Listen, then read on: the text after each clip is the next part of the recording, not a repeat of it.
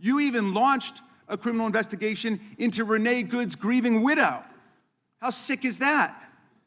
But it's even worse. You've turned the People's Department of Justice into Trump's instrument of revenge.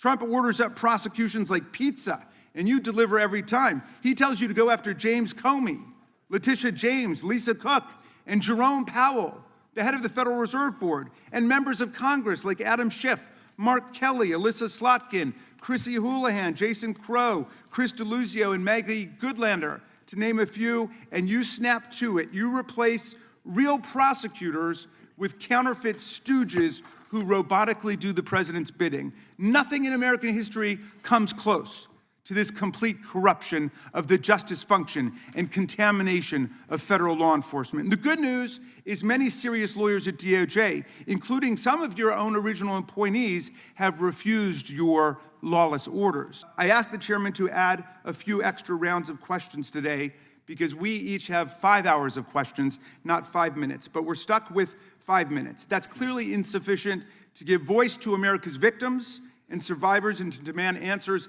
about all the corruption and cover-ups that we see at DOJ right now. We've got just one round, so we ask you politely but firmly, Madam Attorney General, please do not waste 1 second of our precious time by evading questions, by changing the subject, or engaging in personal attacks against members of Congress. We saw your performance in the Senate, and we're not going to accept that. This isn't a game. In the Senate, you brought something with you called a burn book, a binder of smears to attack members personally for doing the people's work of oversight.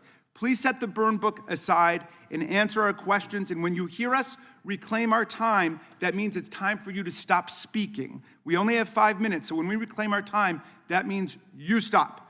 And if you don't, we will ask the chair to stop the clock and let you go on his time. The quality of justice in America depends on the character of our government.